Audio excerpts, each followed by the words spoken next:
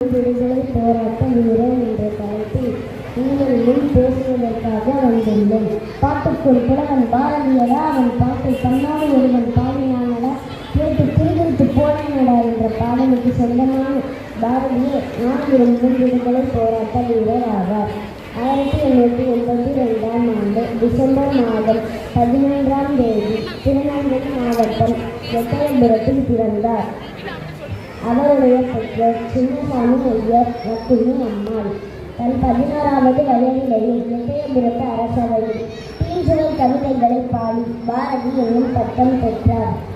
அவருடைய பெற்றோர் அவருக்கு இட்ட பெயர் சுப்பிரமணியன் என்பதாகும்.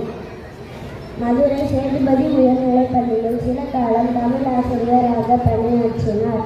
நாட்டு பற்றும் மொழி பற்றும் அவருடைய இரு கண்களாக விளங்கினார். அவரது காலம் பாரதம் ஆங்கிலேயர்களின் ஆட்சியில் அடிமைப்பட்டு இருந்தது.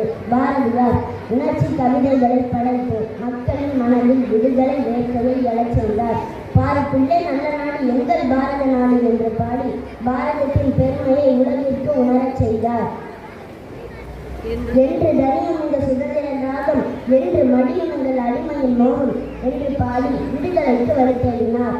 ஒன்றுபட்டால் உண்டு வாழ்வு, நம்மில் ஒற்றுமையில் நீங்கிடில் அனைவருக்கும் தாழ்வு என்று பாடி தேசிய ஒற்றுமைக்கு வழித்தேடினார்.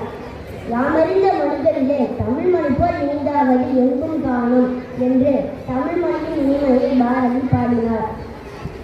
ஆடுவோமே பல்லு பாடுவோமே, ஆனந்த சுதந்திரம் அடைந்து விட்டோமே என்று பாடி உறங்கி கிடந்த மக்களுக்கு விடுதலை உணர்வை ஊட்டி பாரதம் விரைவில் விடுதலை பெறும் என்று தீர்க்க தரிசனமாக எடுத்து கூறினார்.